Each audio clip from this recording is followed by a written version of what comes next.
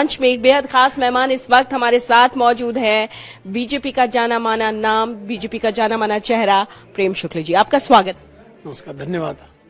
तेजस्वी यादव ने हाल ही में कहा है कि बीजेपी अपनी तरफ सबको लिए जा रही है, अब तो उनके चाचा को भी ले गई। क्या वजह रही है?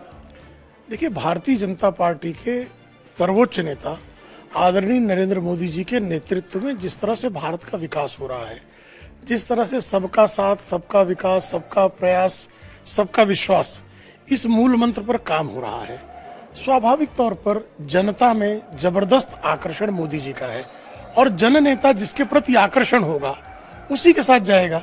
तो चूंकि मोदी जी के प्रति जनता में अखंड विश्वास है, जो है चरम आकर्षण है, इस कारण स्वाभाविक तौर पर शेष जो जन नेता हैं वो मोदी जी के नेतृत्व में भारतीय जनता पार्टी की तरफ आकर्षित हो रहे हैं। कार्टून एक चला था, राहुल गांधी भी बीजेपी की तरफ खींचे चले आ रहे हैं।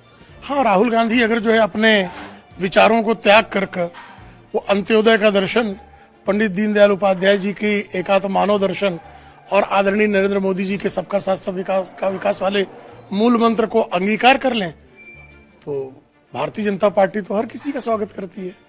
ठीक है, अब हम एक बहुत महत्वपूर्ण सवाल पर आते हैं। इस बार आपकी पार्टी ने जितने लोगों को टिकट दिया है उसमें सिर्फ एक मुस्लिम कैंडिडेट है। इसके पीछे क्या कोई विशेष रणनीति है आपकी पार्टी की? देखिए, भारतीय जनता पार्टी जब चयन करती है तो हम जो है लोकल इनपुट लेते हैं, कार्यकर्ताओं में उसकी स्वीकार्यता लेते हैं, जनता में उसके प्रति जो है आकर्षण लेते हैं और उसकी जो है विजय की संभावना का भी विश्लेषण किया जाता है।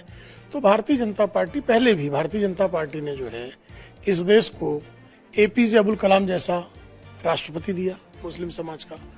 भारतीय जनता पार्टी ने इस देश को जो है सबसे यंगेस्ट आज तक का कैबिनेट मिनिस्टर सैयद शाहनवाज हुसैन अल्पसंख्यक समुदाय के व्यक्ति को दिया।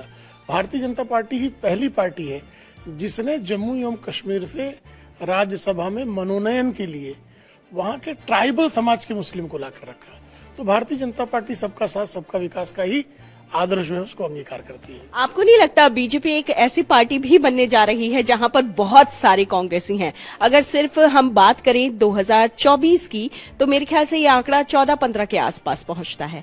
तो पिछले कुछ वर्षों में जितने लोगों ने कांग्रेस से बीजेपी में ज्वाइन किया, आपको नहीं लगता एक नया कांग्रेस खड़ा हो रहा है बीजेपी के अंदर जिस तरीके से लोग आ रहे हैं? नहीं, ऐसा नहीं। देखिए, श्री गंगा जी की आप यात्रा देखिए, उनमें भागीरथी आके मिलती हैं तो गंगा हो जाती हैं, मंदाकिनी आकर मिलती हैं गंगा हो जाती हैं, यमुना जी आके मिलती हैं गंगा हो जाती हैं, गोमती जी आके मिलती हैं गंगा हो जाती हैं। वो गंगा ही होती है ना। यमुना जी जैसे ही संगम पे गंगा जी में मिली, यमुना की धारा अलग होती है क्या?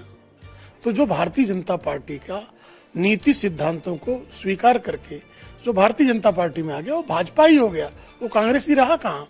तो यही सवाल तो पूरा विपक्ष पूछ रहा है ना प्रेम जी, कि आखिरकार क्या वजह है कि बाहर जिसको आरोपी बताया जाता है आपकी पार्टी जोर शोर से कहती है, छापे पड़ते हैं उसके यहाँ और तमाम तरह की चीजें होती है, वो अचानक आपकी पार्टी ज्वाइन करते साथ कैसे पाक साफ हो जाता है? देखिए, हमने किसी को जो है नहलाने का काम नहीं किया। जो नहाए धोए लोग ही आए हैं। जैसे श्रीमान अशोक चौहान, जो इंडियन एक्सप्रेस ने जो एक लिस्ट छापी थी ना 23 नेताओं की, दूसरे दिन का इंडियन एक्सप्रेस पत्रकारों ने नहीं पढ़ा। दूसरे दिन उसी इंडियन एक्सप्रेस ने लिखा कि हमने जो कल प्रकाशित किया था समाचार, एक भी व्यक्ति के खिलाफ मामला भारतीय जनता पार्टी ने वापस नहीं लिया है, एक भी व्यक्ति के खिलाफ। जैसे अशोक चौहान भारतीय जनता पार्टी में शामिल हुए तो कांग्रेस चिल्लाने लगी ये तो भ्रष्ट हैं, भ्रष्ट हैं। भाई, अशोक चौहान के खिलाफ आदर्श वाला मामला था। आदर्श मामले में उनकी प्रोसिक्यूशन को सैंक्शन डिनाई किया गया 2013 में। वहां पृथ्वीराज चौहान की सरकार थी और डॉक्टर मनमोहन सिंह द्वारा नियुक्त किए गए शंकर नारायण गवर्नर थे। उसी आधार पर कालांतर में हाईकोर्ट ने, चूंकि उनका सैंक्शन डिनाइड था, और जब भाजपा की सरकार आई, भाजपा की सरकार आने पर वहां गवर्नर मोदी जी ने जिनको नियुक्त किया, विद्याधर राव, उन्होंने फिर से सैंक्शन दे दिया।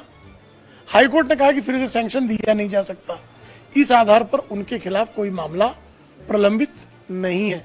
तो किसने नहलाया धुलाया उनको, और उनको सरकार में उद्धव ठाकरे की मंत्री बना दिया।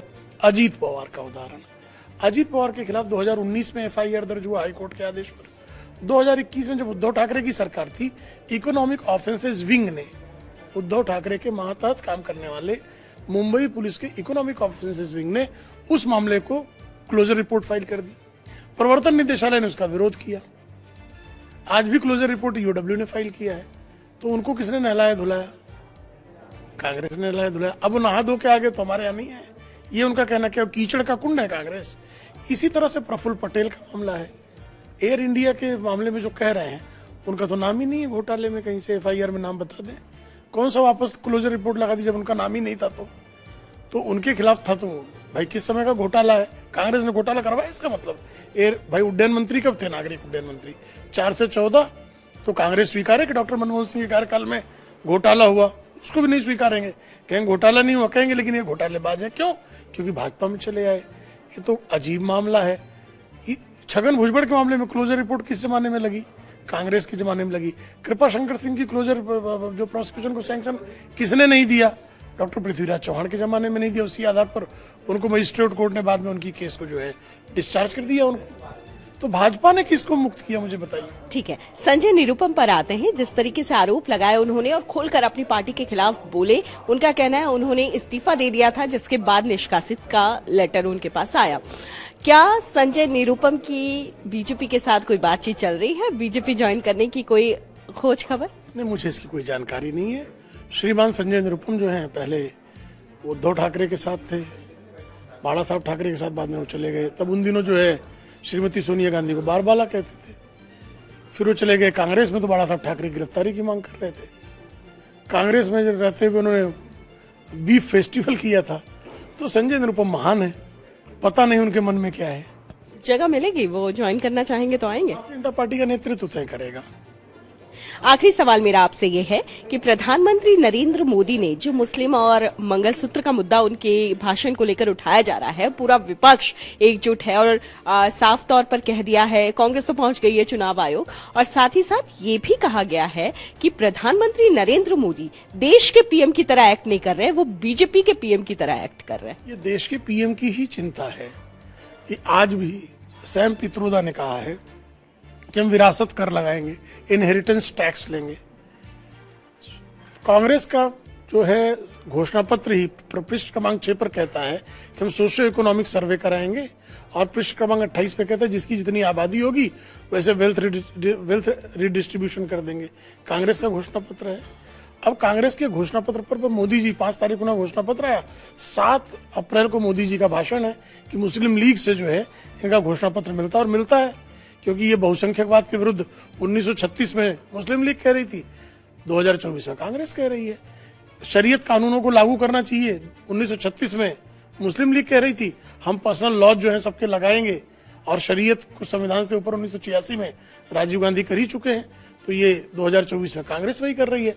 तो मुस्लिम लीग से अगर आपका घोषणा पत्र मिलता जुलता है तो ये रेखांकित करना और उसके आधार पर जनादेश मांगना, ये क्या प्रधानमंत्री का दायित्व नहीं है? हमसे बातचीत करने के लिए, चुनावी मंच का हिस्सा बनने के लिए प्रेम शुक्ल जी, आपका बहुत बहुत शुक्रिया। धन्यवाद।